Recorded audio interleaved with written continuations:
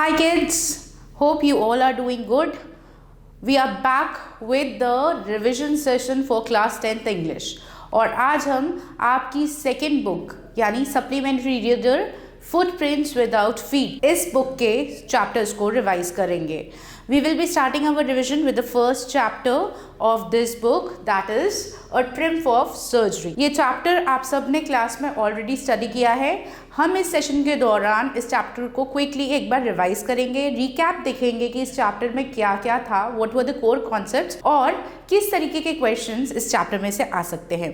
So what are we waiting for? Let's get started. Before we proceed to the key concepts, एक बार जल्दी से याद कर लेते हैं चैप्टर किस बारे में था. This chapter A Triumph of Surgery by James Herriot was a chapter about a dog named Tricky. और स्टोरी इस डॉग के इर्द गिर्द ही घूमती है. The problem with Tricky was that he could not control his love for food. His pet owner Mrs Pumphrey was too much caring. Her over indulgence led to Tricky's obesity. इतना प्यार करती Mrs Pomfrey tricky को, इतना ज़्यादा प्यार करती थी कि वो उसे किसी भी चीज़ के लिए रोक टोक नहीं करती थी. इनफैक्ट जो चीज़ें उसकी हेल्थ के लिए अच्छी नहीं थी वो सभी चीज़ें वो उसे अलाउ कर देती थी. केक्स, कुकीज़, चॉकलेट्स, हर वो चीज़ जो ट्रिकी खाने के लिए मांगता, जो उसे बहुत पसंद था, वो सब कुछ एक्सेस क्वांटिटी में मिसेस पम्फ्री ट्रिकी को खिलाती रहती, जिसकी वजह से ट्रिकी धीरे धीरे मोटा होता चला गया और एक सर्टेन पीरियड ऑफ टाइम के बाद ट्रिकी को हेल्थ प्रॉब्लम्स होने लगे. जो फेमस वेट यानी कि ट्रिकी के जो डॉक्टर थे, डॉक्टर जेम्स हेरियट, उनको जब ट्रिकी की कंडीशन के बारे में पता चला, उन्हें समझ आ गया कि ट्रिकी को अगर बचाना है तो उसे मिसेस पम्फ्री से कुछ दिनों के लिए दूर करना पड़ेगा. So that is why he developed a plan. He took Tricky to his clinic and maintained a strict diet. He did not give Tricky any kind of medicine. उन्होंने किसी भी तरह की मेडिसिन नहीं दी ट्रिकी को. In fact, सिर्फ कुछ exercises से और स्ट्रिक्ट डाइट फॉलो करके ट्रिकी को कुछ ही दिनों में बिल्कुल हेल्दी डॉग में बदल दिया. This was the chapter. Now let us understand what all you need to focus when you are reading this chapter. A Triumph of Surgery by James Herriot highlights that excessive love or overindulgence can be harmful. कोई भी चीज़, चाहे वो प्यार हो या नफ़रत हो, हद से ज़्यादा नहीं होनी चाहिए क्योंकि वो प्रॉब्लम्स क्रिएट करती है. मिसेस पम्फ्री का ट्रिकी के प्रति जो लगाव था, जो प्यार था, वो इतना एक्सेसिव था कि वो सही गलत में भी फ़र्क नहीं कर पा रही थी. वो ये भूल गई थी कि ट्रिकी सिर्फ एक छोटा सा डॉग है जिसे प्यार की तो ज़रूरत है, लेकिन साथ ही में मॉनिटर करने की भी उतनी ही ज़रूरत है. As shown by Mrs. Pumphrey's overfeeding of her dog. वो उसको प्यार के चलते ओवरफीड करती रहती थी और हमेशा कहती थी मुझसे तो मना ही नहीं किया जाता, ये इतना खाना का शौकीन है, इसे खाना खाना इतना पसंद है, तो जो भी वो मांगता था वो उसके लिए एक्स्ट्रा क्वांटिटी में ला देती थी. Doctor Herriot cures the obese sluggish dog not through medicine. यहाँ पर इस पॉइंट को आपको ध्यान में रखना है कि डॉक्टर जेम्स हेरियट ने कोई भी तरह का मेडिसिन ट्रिकी को नहीं दिया. उन्होंने सिंपली ट्रिकी की डाइट को फॉलो किया और उसे कुछ एक्सरसाइजेस करवाई, जिसके करने की वजह से, उस रूटीन को फॉलो करने की वजह से ट्रिकी ने बहुत जल्दी रिकवर कर लिया. But via a strict diet and exercise showcasing the importance of balance and moderation. तो स्टोरी का जो मॉरल है वो वही है कि over indulgence can be harmful. Interference, overindulgence, all these things can lead to disastrous situations, and one should understand that what is to be done and what not is to be done, what is right for a human being and what is not right for a animal. Even अगर हम humans को भी excessive food feed कर देंगे, उन्हें भी health issues आ जाएंगी. वो तो एक बेजुबान जानवर है. तो बहुत ज़्यादा ज़रूरी है कि प्यार उतना ही कीजिए कि किसी के लिए नुकसान ना बन जाए. Let us now move towards the key concepts that we need to retain. हमने इस चैप्टर को जब पढ़ा था तो कुछ पॉइंट्स हैं जो हमें ध्यान में रखने इस चैप्टर से रिलेटेड। पहली चीज़, over intelligence is harmful. Mrs Pumphrey का over caring nature, over love जो वो ट्रिकी को शो करती थी, एक्स्ट्रा पैम्परिंग जो वो ट्रिकी की तरफ करती थी, ये सभी चीज़ें ट्रिकी के लिए आगे चल के खतरा बन गई। Mrs. Pumphrey's immense love for Tricky translates into overfeeding, treating him like a pampered child, which causes him to become obese and sickly. इसे ट्रिकी का कुछ अच्छा नहीं हुआ, उल्टा ट्रिकी की सफरिंग और पेन ही बढ़ी। Next thing, need for natural care. एक बहुत ही इम्पॉर्टेंट कॉन्सेप्ट को चैप्टर में दिखाया गया है कि ज़रूरी नहीं है कि हर चीज़ को दवाई से ही ठीक करनी पड़े। कई बार हम अपनी थोड़ी सी माइंडफुलनेस के साथ, थोड़ी सी इंटेलिजेंस के साथ ईजीली हम नेचुरल तरीक़ों से भी किसी की रिकवरी में हेल्प कर सकते हैं, बिल्कुल उसी तरह जैसे डॉक्टर जेम्स हेरियट ने ट्रिकी के लिए किया। Tricky's recovery is achieved through natural methods like playing, running, exercising and eating in moderation rather than surgery or medicine. Dr. Harriet's practical wisdom. कई बार झगड़ा करना, किसी को ज़बरदस्ती कोई चीज़ समझाना फ़ायदेमंद नहीं होता, क्योंकि शायद सामने वाला आपकी बात को समझ ही नहीं पा रहा है। अगर आप ज़बरदस्ती समझाने की कोशिश करेंगे, ऐसा भी हो सकता है कि वो आपको गलत समझ ले। जैसा कि डॉक्टर जेम्स हेरियट ने कई बार मिसेस पम्फ्री को वार्निंग्स दी थी, ट्रिकी के बारे में अलर्ट किया था, पर मिसेस पम्फ्री खुद को ट्रिकी को ओवरफीड करने से रोक ही नहीं पाई।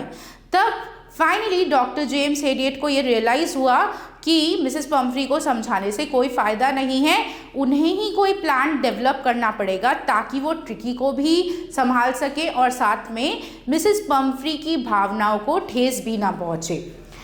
A veterinary surgeon, he recognizes that the root cause immediately, that is greed and indulgence. Tricky का लालच खाने के प्रति और मिसेस पम्फ्री का ओवर इंडल्जेंस की वो ट्रिकी को बिल्कुल अपने बच्चे की तरह प्यार करती थी और ट्रिकी को एक चीज़ चाहिए होती थी तो वो उसके पास 5 चीज़ें ला देती थी, जिसकी वजह से ट्रिकी जो है इतना ज़्यादा ओबीस हो गया था।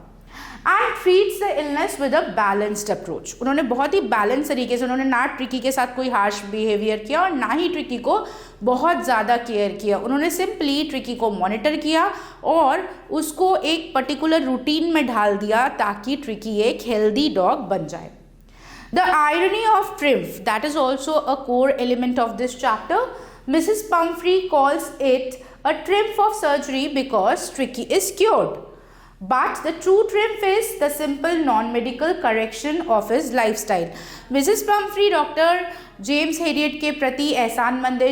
She is full of gratitude towards Dr. James Herriot because she thinks that Dr. James Herriot has performed so many things for Tricky. He has done immense work behind Tricky and he is always trying to make Tricky healthy through medicines and surgery and whatnot. But in reality, Dr. James Herriot did not do anything extraordinary.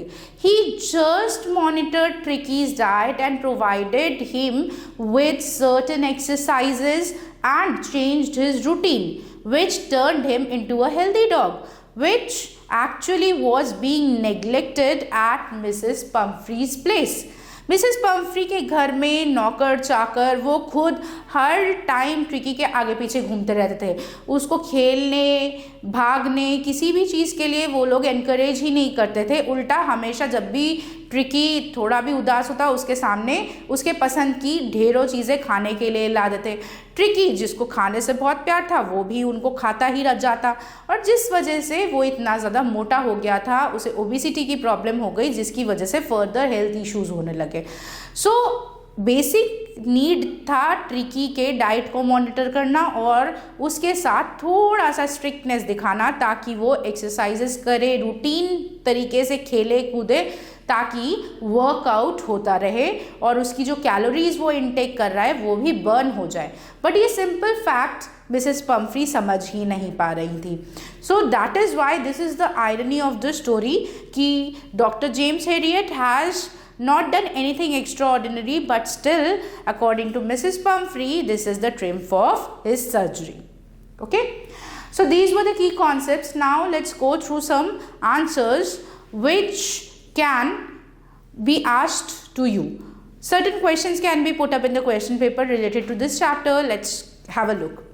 Why was Mrs. Pumphrey worried about Tricky? Tricky के बारे में वो चिंतित क्यों थी? क्योंकि tricky क्या हो गया था? ओबीस हो गया था. He was lifeless. He was not reacting to his surroundings as he usually did. उसके behavior में change आना शुरू हो गया था. Tricky had become listless, overweight and refused to eat his favorite food, spending all his time panting on a rug. And that is the reason Mrs. Pumphrey got worried. कि what is the issue with the dog? He is not reacting to anything. He is rejecting his favorite food items. जिसे खाना खाना इतना पसंद है, वो अपने पसंद की चीज़ों को देख भी नहीं रहा है. सिर्फ सांस फूल रही है उसकी, एक कोने में वो रग पर पड़ा हुआ है. यही सारी चीज़ें मिसेस पम्फ्री को वरिड कर बैठी. What was the 2-day treatment plan devised by Dr. Harriet? He kept Tricky under observation without any food. 2 दिन तक उन्होंने simply Tricky को observe किया, कोई भी खाना नहीं दिया. Only plenty of water and allowed him to socialize with other dogs for exercise. सिर्फ जब भी उसको प्यास लगती वो पानी का सप्लाई देते, और 2 दिन के लिए उन्होंने ट्रिकी को बिना किसी भी तरह के ओवर इंडल्जेंस के छोड़ दिया. उन्होंने सोचा कि ट्रिकी को उसके हाल पे छोड़ दो ताकि वो उनके क्लिनिक में जो बाकी डॉग्स थे उनके साथ अच्छे से घुल मिल जाए, एसोसिएट हो जाए, उनके साथ उसकी जान पहचान बढ़ जाए. Why was Dr. Harriet tempted to keep Tricky as a permanent guest? जब डॉक्टर हेरियट के पास ट्रिकी गया, मिसेस पम्फ्री एज यूजुअल, वो तो बहुत ज़्यादा ओवर केयरिंग थी, उनका नेचर ही ओवर पैम्परिंग वाला था.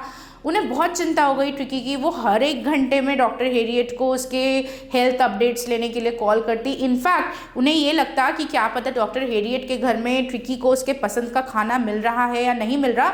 तो उन्होंने अपने घर से फूड सप्लाईज करनी शुरू कर दी. She started sending food items to doctor Herriot. कभी वो अंडे भेजती, कभी वो वाइन भेजती, कभी कोई फूड आइटम भेजती, कुछ ना कुछ वो भेजती रहती. अब डॉक्टर जेम्स हेरियट इन सब चीज़ों को ट्रिकी को तो नहीं दे सकते थे, क्योंकि यही सारी चीज़ें थी जो ट्रिकी के लिए प्रॉब्लम कर रही थी. उन्होंने और उनके स्टाफ मेंबर्स ने इन सारे फूड आइटम्स को खुद ही कंज्यूम करना शुरू किया. अगर आपको चैप्टर याद होगा तो वो लोग इन सारे फूड आइटम्स को कभी ब्रेकफास्ट में, कभी डिनर में, कभी लंच में रिलिश कर रहे थे. और यही एक पॉइंट था जब उन्हें लगा कि क्यों ना ट्रिकी को परमानेंट गेस्ट बना दिया जाए, क्योंकि अगर ट्रिकी रहेगा तो ट्रिकी के बहाने मिसेस पम्फ्री कुछ ना कुछ भिजवाती रहेंगी. Mrs. Pumphrey sent fresh eggs, wine and brandy to build up Tricky's strength, which Dr. Harriet and his partners consumed. तो ये एक टेम्पटेशन था डॉक्टर जेम्स हेरियट का. हालांकि वो बिल्कुल ऐसे नहीं थे, बट स्टिल ह्यूमन नेचर, कभी कभी तो हम टेम्पटेड हो ही जाते हैं. सिमिलरली जेम्स हेरियट भी टेम्पटेड हो गए कि अगर ट्रिकी परमानेंटली उनके क्लिनिक में रह जाता है तो ऑटोमेटिकली ये जो फूड सप्लाईज हैं ये भी परमानेंटली आते ही रहेंगे. Why did Dr. Harriet send for Tricky? Because he knew very well that Tricky's health would not improve if he was not removed from Mrs. Pumphrey's house. उन्हें अच्छे से पता था कि अगर हम ट्रिकी को मिसेस पम्फ्री के यहीं छोड़ देंगे तो मिसेस पम्फ्री बिना बात के ही चिंतित होती रहेंगी. उन्हें लगेगा ट्रिकी को एक्सरसाइज नहीं करवाएंगे क्योंकि वो थक जाएगा. वो इसी तरह से उसे खिलाती रहेंगी, ओवरफीड करती रहेंगी, जिसका रिजल्ट खतरनाक हो सकता है. शायद ट्रिकी का लाइफ रिस्क भी हो सकता है. इसीलिए वक्त रहते बहुत ज़रूरी था कि टाइम पे ट्रिकी का इलाज हो जाए, जो कि doctor James Harriet Mrs Pomfrey से दूर जाकर ही कर सकते थे. उनकी नज़रों से दूर रख के ही वो ट्रिकी को एक स्ट्रिक्ट डाइट पे डाल सकते थे, एक्सरसाइज के लिए मजबूर कर सकते थे. उनके रहते तो ये पॉसिबल था ही नहीं. सो that is why he ensured that somehow he made this plan and took Tricky along with him so that Tricky could be monitored in the way as Mr. Harriet had thought. So I hope children you have understood what kind of questions can come from this chapter. आपको याद आ गया होगा chapter किस बारे में था. Chapter काफ़ी funny है, ह्यूमरस टच है चैप्टर में, एंड ह्यूमरस टच होते हुए भी एक इम्पॉर्टेंट मैसेज दे रहा है that whether it is human beings और animals we should follow a balanced life. कहीं पे भी अगर इम्बैलेंस होगा, कहीं पे भी ओवर कुछ भी होता है तो वो कहीं ना कहीं हमारे लिए हानिकारक होता है। So I hope children you have understood the chapter quite well. Chapter revise आपका हो गया होगा और अब आप अच्छे से इस चैप्टर से रिलेटेड क्वेश्चंस को आंसर कर सकते हैं। कोर कंपोनेंट्स को याद रखिएगा ताकि जब आप आंसर करें तब आप उन कोर कॉन्सेप्ट्स को अपने आंसर्स में मेंशन कर सकें। सो I am signing off for today. I will meet you very soon with another chapter from your book Footprints Without Feet. Till then, keep on revising and keep on learning.